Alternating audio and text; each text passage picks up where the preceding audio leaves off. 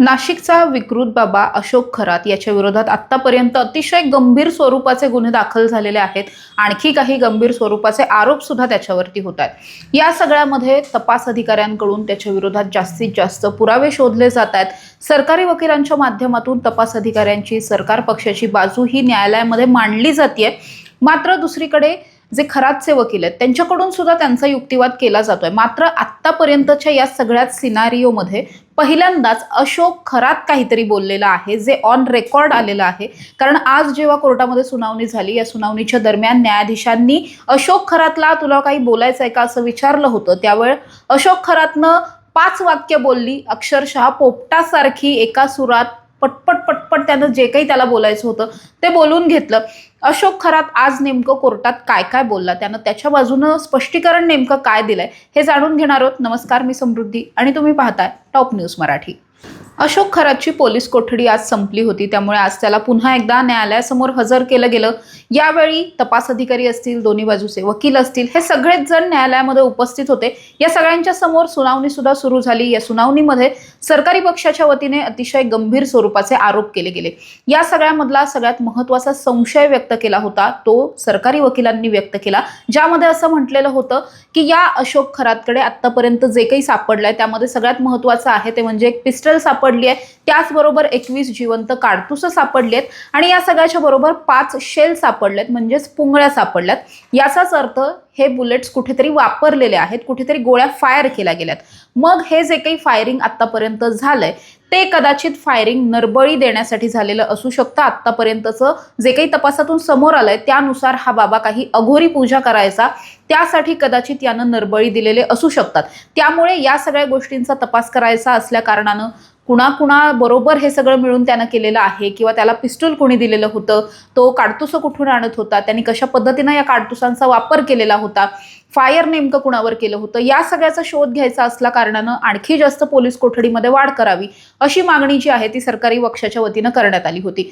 आतापर्यंत सरकारी पक्षानं जी काही बाजू मांडली त्यामध्ये त्यांचं असंही म्हणणं होतं की या खरातकडे जे काही इलेक्ट्रॉनिक डिव्हाइसेस सापडलेत त्यामधून आणखी जास्त माहिती रिकव्हर करणं गरजेचं असणार आहे। त्याचबरोबर त्याच्या वेगवेगळ्या पद्धतीच्या प्रॉपर्टीजवरती छापेमारी सुरू आहे, तिथून सुद्धा बरेचसे पुरावे हाती लागतात। मात्र तरीही चौकशी अजून संपलेली नाहीये, आणखी जास्त चौकशी पोलीस कस्टडीमध्ये असताना करणं खूप गरजेचं असणार आहे। त्यामुळेच पोलीस कस्टडी वाढवून मिळावी, अर्थात किती दिवसांची, तर 7 दिवसांची अशीच मागणी होती जी आयोगाने सुद्धा केलेली होती आणि सरकारी पक्षाच्या वकिलांनी सुद्धा केली होती। त्यावरती अशोक खरातच्या बाजूचे जे वकील होते त्यांनी सुद्धा त्यांची भूमिका मांडली की आतापर्यंत जी काही इन्क्वायरी आणि रिकव्हरी होणार होती ते दोन्ही झालेलं आहे। इन्क्वायरी म्हणजे जेव्हा एखाद्या प्रकरणातल्या आरोपीकडून काहीतरी चौकशी करून घ्यायची असते त्याला इन्क्वायरी म्हणतात। जोपर्यंत चौकशी पूर्ण झालेली नसते किंवा तपास अधिकारी जोपर्यंत सॅटिस्फाय नसतात त्यांच्या सगळ्या चौकशीवरती, तोपर्यंत ते जास्त चौकशी करण्यासाठीची पोलीस कोठडी मागू शकतात। दुसरीकडे जर एखाद्या प्रकरणामध्ये रिकव्हरी राहिलेली असेल की कुठेतरी छापेमारी राहिली आहे किंवा काही जप्त करायचं बाकी आहे तर मात्र पोलीस कोठडीमध्ये वाढ होते। तर खरातच्या वकिलांचं असं म्हणणं होतं की आमच्याकडून इन्क्वायरी आणि रिकव्हरी दोन्ही सुद्धा झालेलं आहे, त्यामुळे आणखी जास्त पोलीस कोठडीची गरज नाही। तांत्रिक तपास जो काही करायचा आहे त्यासाठी ते न्यायालयीन कोठडीमध्ये असतील तरी सुद्धा तांत्रिक तपास करता येऊ शकतो। मात्र सरकारी पक्षाच्या बाजूने जे काही म्हणण्यात आलं होतं, जे काही दावे करण्यात आलेले होते ते सगळे इतके स्ट्रॉंग होते की त्या आधारावरती या अशोक खरातला पोलीस कोठडी मिळणारच होती। मात्र ती किती दिवसांची मिळणार हे कन्फर्म नव्हतं। हे सगळं दोन्ही पक्षाच्या वकिलांमध्ये जेव्हा सगळा युक्तिवाद सुरू होता त्यावेळेस मात्र अचानकपणे न्यायाधीशांनी अशोक खरातकडे पाहिलं। हा अशोक खरात न्यायालयामध्ये मान खाली घालून उभा होता। त्यावेळी न्यायाधीश म्हणाले की का हो, तुम्हाला काही बोलायचं आहे का, असं जेव्हा त्यांनी बोललं त्यानंतर लगेचच हा अशोक खरात वर बघतो आणि घडा 5 वाक्य बोलतो। आता यातली 5 वाक्य कोणती, तर तो असं म्हणतो की हे साप वाघ याविषयी जे काही बोललं जातंय याबद्दल मला काहीही ठाऊक नाही, हे मी आज पहिल्यांदाच ऐकतोय। राहिला विषय मंदिराचा, तर मी मंदिरामध्ये कधीतरीच जायचो, श्रावणी सोमवार असेल, महाशिवरात्र असेल तरच मी मंदिरात जायचो आणि जेव्हा मी मंदिरात जायचो तेव्हा जवळपास 100च माणसं असायची आणि आत्तापर्यंतच्या पोलीस कोठडीमध्ये मला जे काही विचारलंय त्या सगळ्या प्रश्नांची मी उत्तरं दिलेली आहेत. बस एवढीच 5 वाक्य होती. एवढी 5 वाक्य तो बोलला आणि पुन्हा एकदा त्यानं मान खाली घातली. आता ही 5 वाक्य कशाच्या बेसिसवर तो म्हटलेला होता, तर मुळात आज कोर्टामध्ये सरकारी पक्षाच्या वतीनं असं म्हणण्यात आलं होतं की जो काही एक भला मोठा 20 फुटांचा नाग त्यानं ठेवलेला होता, जो रिमोट कंट्रोलवरचा नाग होता, ज्याची भीती तो अनेकांना दाखवायचा, त्याचबरोबर एका प्लास्टिकची कातडी सापडली आहे वाघाची, ती पण कदाचित बनावटच असू शकते, फेक असू शकते. या सगळ्याचा वापर करून तो अघोरी पूजा करायचा, येणाऱ्या भाविकांना घाबरवायचा. त्यामुळे हे सगळं त्याने कुठून आणलेलं आहे आणि हे सगळं खरंच खोटं आहे की यामध्ये काही खऱ्या गोष्टी सुद्धा आहेत, खरंच काही प्राण्यांची शिकार झाली आहे का, किंवा अशी सुद्धा माहिती मिळते की एका हरणाची शिकार केली होती, त्याचं कस्तुरी म्हणून काहीतरी हा पदार्थ विकायचा. तर ते सगळं कितपत खरं आहे याचा शोध घेण्यासाठी आणखी जास्त पोलीस कोठडी मिळावी असं तपास अधिकाऱ्यांचं म्हणणं होतं. त्यालाच कुठेतरी स्पष्टीकरण देताना हा खरात असं म्हणतो की मला याविषयी काहीही माहीत नाही, मी चक्क हे पहिल्यांदाच ऐकलंय. म्हणजे याच्याच मंदिरामध्ये या सगळ्या वस्तू सापडल्यात तरी सुद्धा हा बाबा असं म्हणतो की मला याविषयी काहीच माहित नाही, मी हे सगळं पहिल्यांदाच ऐकलेलं आहे.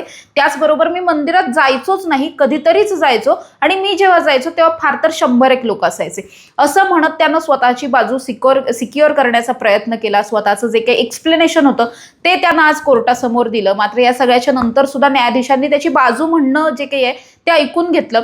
न्यायाधीश कायमच आरोपींची जी काही बाजू असेल ती ऐकून घेतात, मात्र त्यांचा जो डिसिजन आहे तो हे सगळं ऐकल्याच्या नंतर आला आणि तो डिसिजन अर्थातच होता की 7 दिवसांच्या ऐवजी 5 दिवसांची पोलीस कोठडी दिली आहे. म्हणजे तपास अधिकाऱ्यांनी 7 दिवसांची मागितली होती, मात्र न्यायालयानं आता 29 मार्च पर्यंतची पोलीस कोठडी दिली आहे. त्यामुळे आता ही जी काही पोलीस कोठडी एक्सटेंड केलेली आहे त्यामधून आणखी काय काय पुरावे आणि चौकशीतून नेमकं काय काय इनपुट्स पोलिसांच्या हाती येत आहेत, तपास यंत्रणांच्या हाती लागत आहेत, हे सगळं पाहणं महत्त्वाचं असणार आहे. दुसरीकडे जे काही दावे आज त्याने केलेले आहेत त्याच्या एक्सप्लेनेशन मधून की मला सापाबद्दल, वाघाबद्दल काहीच माहीत नव्हतं, हे सगळं खोटं आहे आणि तो कशा पद्धतीने या सगळ्यामध्ये इन्व्हॉल्व्ह आहे हे सिद्ध करण्यासाठी म्हणून तपास अधिकाऱ्यांना आणखी काही पुरावे जे आहेत ते कोर्टासमोर सादर करावे लागणार आहेत. त्यामुळे हे सगळे पुरावे शोधण्याची जबाबदारी आता तपास अधिकाऱ्यांवर असणार आहे. अशाच ताज्या आणि महत्त्वाच्या बातम्यांसाठी तुम्ही पाहत राहा टॉप न्यूज मराठी. आपला महाराष्ट्र, आपली बातमी. तुमची car, electric panel, data server आगीपासून सुरक्षित आहे का? नाही? मग आजच बसवा F protect temperature activated fire suppression device. यामध्ये आहे eco friendly non toxic pressurised liquid जे आग लागल्यास क्षणार्धात ऍक्टिव्हेट होऊन आगीवरती मिळवते नियंत्रण. बसवण्यास अतिशय सोपे आणि सुटसुटीत टेकालिपचे एक दर्जेदार उत्पादन एफ प्रोटेक्ट.